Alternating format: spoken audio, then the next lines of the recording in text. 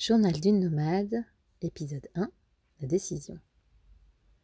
Selon le Larousse, un nomade est une personne qui n'a pas de domicile fixe.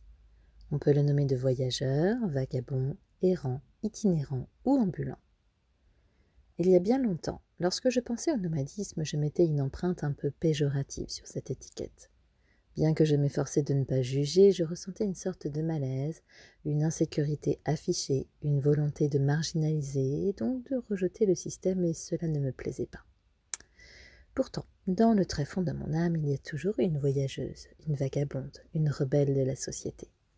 Je regarde des vidéos de nomades depuis des années, leurs équipements, leur vie au quotidien. Je m'endors devant ces mini-reportages et dans mes rêves, je m'imagine à leur place.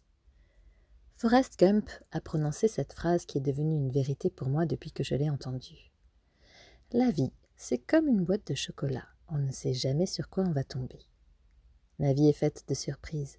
On ne s'imagine pas ce que l'on va être amené à traverser, ni à quel point cela va remettre en perspective nos croyances profondes. Et c'est justement ça que j'adore dans l'aventure de la vie. En 2021, lorsque j'ai quitté la région parisienne pour m'installer à Bordeaux, je me voyais poser mes valises, m'enraciner, m'y sentir bien, démarrer une nouvelle et longue page de ma vie. Pourtant, rien ne s'est passé de cette manière. Bien que cette ville soit très agréable à vivre au quotidien, je ne m'y sentais pas complètement bien. Mon énergie était décalée et j'aspirais à autre chose. Plus de grands espaces verts, de simplicité, de rapports humains authentiques, de silence, de consommation consciente. C'est lors d'un voyage en train hier à Bordeaux que cette idée incroyable m'est apparue. Puisque je ne me sens pas chez moi ici, que mon fils n'a pas voulu me suivre à Bordeaux et que ma fille ne s'y plaît pas non plus, pourquoi rester ? Pourquoi je n'irais pas explorer des régions qui m'attirent et que je ne connais pas encore dans l'idée de trouver enfin ma terre d'accueil ? Immédiatement, quelque chose s'est déclenché en moi.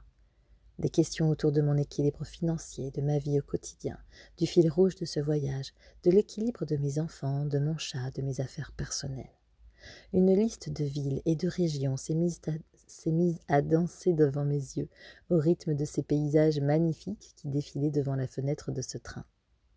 Assise là, le cœur palpitant, le sourire aux lèvres, les yeux écarquillés, toutes les idées se mettaient en place comme une danse, comme une évidence. Mon âme prenait les commandes de ce projet, tellement heureuse que je lui laisse enfin l'occasion de l'envisager. Les jours qui ont suivi, cette idée ne m'a plus quittée. Je devais prendre une décision concernant ma location à Bordeaux. Que fais-je ? J'envoie le courrier de résiliation de mon bail ou non ? Je reste dans cette sécurité ou je pars à l'aventure ? Mon cœur bat fort. J'ai peur et pourtant j'en rêve d'envie. Mon mental me dit « Et si je me trompais ? Et si c'était une bêtise ? Après tout, je suis bien ici, mon appart est top, le studio de yoga à l'intérieur est magnifique. » C'est difficile de faire la part des choses dans ce cas-là. Parfois, la peur est tellement grande que nos rêves s'évanouissent, comme un mirage dans un désert. Parfois, l'envie du cœur est tellement forte que rien ne peut plus l'arrêter. C'est donc dans ce dialogue intérieur que j'ai pris une des plus importantes décisions de ma vie. Je lâche tout et je deviens nomade. Je laisse couler les étiquettes et j'embrasse la vie comme j'ai envie de la mener. Certains de mes proches ont trouvé le projet grandiose ou alors courageux, d'autres un peu fous ou complètement déraisonnables. Autant de regards que d'êtres humains. Comme moi, quelle est l'étiquette posée sur le mot de nomadisme ?